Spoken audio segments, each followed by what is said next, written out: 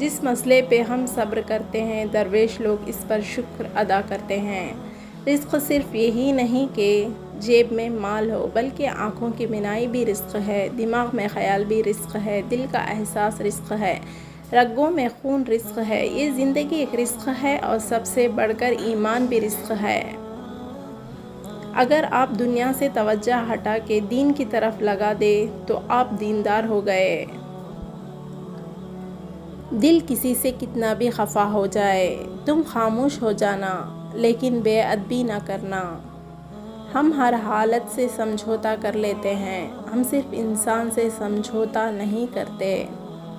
حالات اور وقت کی تبدیلیوں سے بدلنے والے تعلقات سے بہتر ہے انسان تنہا رہے۔ انسان کی یہ تقدیر اس کے مزاج کی شکل میں اس کے اندر موجود رہتی ہے۔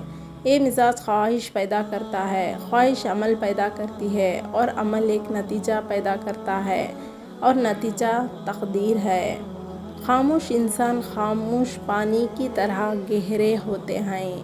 اپنی ہستی سے زیادہ اپنا نام نہ پہلاؤ، نہیں تو پریشان ہو جاؤ گے۔ جس کا اللہ کریم سے رابطہ نہ ہو وہ روح تکلیف میں ہوتی ہے، چاہے جسم کتنی ہی راحت میں ہو۔ جس کا اللہ کے ساتھ رابطہ ہو جائے وہ روح راحت میں ہے، جسم راحت میں ہو یا نہ۔ اگر تتلی کی تمنا ہو جائے تو انسان اسے پکڑنے کے لیے اپنے قافلے سے بچھڑ جاتا ہے۔ اسی طرح اگر اللہ کی تمنا ہو جائے تو ہر خیال ختم ہو جاتا ہے۔ اپنی زندگی کو بے ضرر بنانا عبادت کی ابتدا ہے اور اسے دوسروں کے لیے فائدہ مند بنانا انتہا ہے۔ گناہ ہر اس عمل کا نام ہے جو تمہارے لیے نقصان دہ ہے۔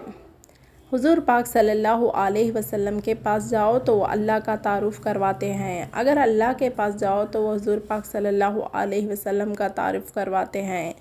اس راز کا خلاصہ یہ ہے کہ زمین سے آواز آسمان طرف جاتی ہے لا الہ الا اللہ، اور آسمان سے واپس آواز آتی ہے محمد الرسول اللہ۔ اس دوست کا گلا کر رہے ہو جو دھوکہ دے گیا، گلا اپنی عقل کا کرو جو ایک دھوکے باز کو دوست سمجھتے رہے۔ اللہ کو یہ بات سننے کا شوق ہے کہ غلطی ہو گئی، معافی دے دو۔ جو شخص اللہ کے ساتھ حساب نہیں کرتا، اللہ اس کے ساتھ حساب نہیں کرتا۔ رحمت کے شکر میں جھکا ہوا سر سرفراز کر دیا جاتا ہے۔ پریشانی سے بچنے کا ایک طریقہ یہ ہے کہ آپ اپنے آپ کو اور اپنے آرزوؤں کو اس اللہ کے حوالے کر دیں جس کے حوالے آپ نے بھی ہو ہی جانا ہے۔ جس دل میں اللہ کی یاد ہو وہ اللہ اپنا دل ہوتا ہے۔ آپ کے ساتھ اگر کسی انسان نے زیادتی کی ہے تو اس کے دو فیصلے ہیں، یا تم اس کا فیصلہ کر لو یا اللہ کے حوالے کر دو۔ یہ اللہ کا فضل ہی ہوتا ہے کہ کسی آدمی کو بدی کے سامنے میں نیکی کا شعور حاصل ہو۔ یہ جو آستانے ہیں یہ خیال بھیجنے کی ٹیلی گراف آفس ہیں، اور وہ ہر وقت خیال بھیجتے رہتے ہیں، ہر وقت ٹرانسمیشن ہو رہی ہے۔ یقین ضروری ہے۔ اللہ کہتا ہے کہ ہم رزق دینے والے ہیں۔ جب آپ کو یہ یقین آ جائے کہ رزق دینے والا وہ ہے تو پھر وہ آپ کے یقین کو کبھی نہیں جھٹلائے گا۔ موت جو ہے ٹوٹنے کا نام ہے، چاہے خیال ٹوٹ جائے، انسان ٹوٹ جائے، رشتہ حیات ٹوٹ جائے یا رشتہ انتظار ٹوٹ جائے۔ رات کو روح کے حجابات اٹھتے ہیں، انسان کی روح رات کو انسان سے ہم کلام ہوتی ہے۔ خود شناسی اور خود فہمی کے مراحل رات کو آسان ہوتے ہیں۔ رات بہت بڑا راز ہے۔ جس پر حضور صلی اللہ علیہ وسلم مہربان ہوں اسے اللہ کا قرب ملتا ہے، جس پر اللہ مہربان ہو اسے حضور صلی اللہ علیہ وسلم کا قرب ملتا ہے۔ مجھے اس کی رحمت پر یقین ہے، میرے عمل کی کوتاہی مجھے اس کے فضل سے محروم نہیں کر سکتی، اس کی ادا میری خطا سے بہت وسیع ہے۔ نفس کو کنٹرول کرنے کا تزکیہ۔ نفس کا آسان طریقہ کیا ہے؟ ذکر میں گم ہو جانا۔ تیری یاد میں ہوا جب سے گم، تیری گم شدہ کا یہ حال ہے کہ نہ دور ہے، نہ قریب ہے، نہ فراغ ہے، نہ وصال ہے۔ پھر اس کی یاد میں ایسا گم ہوا کہ نفس کی بات ختم ہو گئی۔ تو جب تک آپ کسی کی یاد میں اور خیال میں گم نہیں ہوتے ہیں، نفس سے بچنا مشکل ہے۔ علم وہ جو عمل میں آ جائے، جس چیز کا اظہار کر رہے ہو، اگر اس کے عمل کا وقت آ جائے تو پیچھے نہ ہٹنا۔ مثلاً آپ اظہار یہ کر رہے ہو کہ غصہ نہ کرو، اور جب خود کو غصہ آ جائے تو معاف کر دینا۔ مرنے سے پہلے مرنے کا راز ایسا ہے کہ جس نے سمجھ لیا وہ مر گیا، اور جس نے نہ سمجھا وہ مارا گیا۔ بات صرف اتنی سی ہے کہ اس سے پہلے کہ آپ مارے جائیں، اپنی خوشی سے مر جاؤ، بجائے اس کے کہ پکڑ کے لے جائیں۔ ایسے بن جاؤ کہ وہ بلا رہا ہے تو ہم تو پہلے سے ہی تیار ہیں۔ اگر انسان ایسی تیار کرے تو وہ زندگی اور یہ زندگی ایک ہی زندگی ہے۔ موت جو ہے یہ وصال کا ایک ذریعہ ہے۔ اگر اللہ کوئی تکلیف دیتا ہے تو بسم اللہ، اور اگر تکلیف دور کر دیتا ہے تو الحمدللہ۔ یعنی کہ جو چیز ادھر سے آ رہی ہے وہ آپ نے قبول کرنی ہے اور گلہ نہیں کرنا۔ پھر آپ دیکھنا کہ یہ زندگی پوری عبادت ہے۔ جس نے معاف کیا وہ معاف کر دیا گیا۔ اگر آپ نے آگے جا کے اللہ سے معافی لینی ہے تو ادھر معافی دے کر جانا۔ اگر تم بغل میں کسی کے خلاف درخواست چھپا کے لے جا رہے ہو تو دوسرا تمہارے خلاف درخواست لے کے آ رہا ہے، تم بھیگ دو تو وہ بھی بھیگ دے گا، معاف کر کے جاؤ تو معاف کر دیے جاؤ گے۔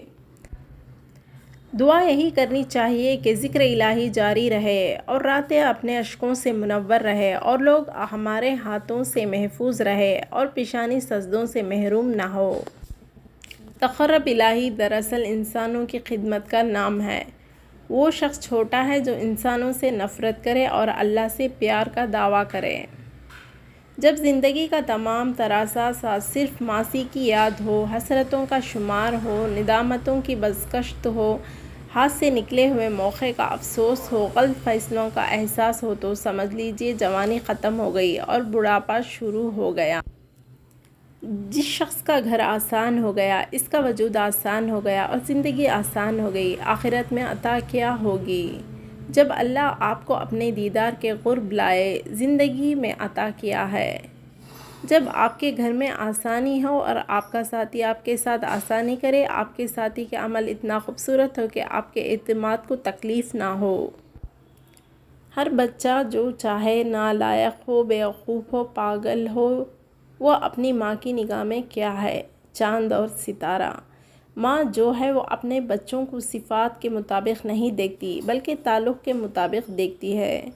تو برداشت کی باتیں دراصل ٹوٹے ہوئے تعلقات کی کہانیاں ہیں۔ تعلق اگر درست رکھا جائے تو برداشت جو ہے یہ پلیزر بن جاتی ہے۔ میں کہتا ہوں کہ تعلق اگر قائم رکھنا ہے تو جھگڑا نہ ہو، اگر تعلق قائم نہیں رکھنا تو پھر جھگڑا کس بات کا؟ اگر آپ کے گھر میں نیک لوگوں کا، نیک بزرگوں کا اور نیک روحوں کا آنا جانا ہے تو خود بخود گھر کے دیوار میں نیک ہونا شروع ہو جائے گی اور بہت ساری غلط تصویر ترافی شروع ہو جائے گی۔ آپ کے گھر میں بزرگوں کے 2-4 چکر لگ جائے تو آپ کے گھر کے قصے بدل جائیں گے۔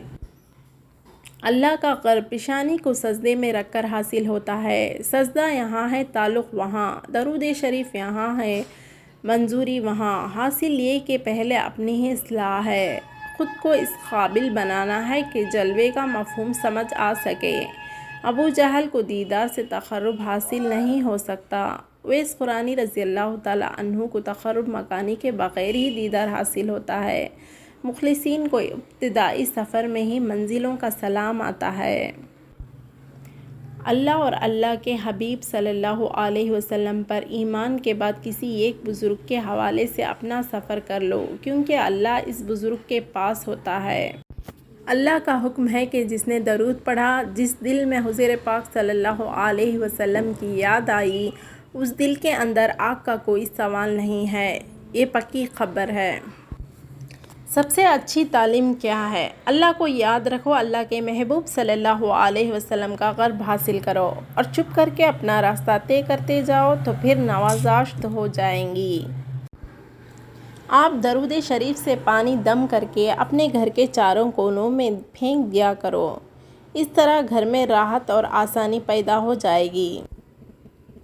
آپ صلی اللہ علیہ وسلم کی ذات اتنی معتبر ہے کہ آپ صلی اللہ علیہ وسلم کا فرمایا ہوا مستند ہے۔ آج تک کسی کو اللہ کا ثبوت نہیں ملا اور آج تک لوگ مانتے چلے آ رہے ہیں کہ اللہ ہے، یہ اس لیے کہ فرمانے والا سچا ہے۔ درود کا معنی ہے یاد، درود کا معنی ہے ادب۔ یاد کرنے کا نام درود ہے، پڑھنے کا نام درود نہیں۔ آپ یاد کرو پھر وہ یاد کریں گے، بس یہی راز ہے۔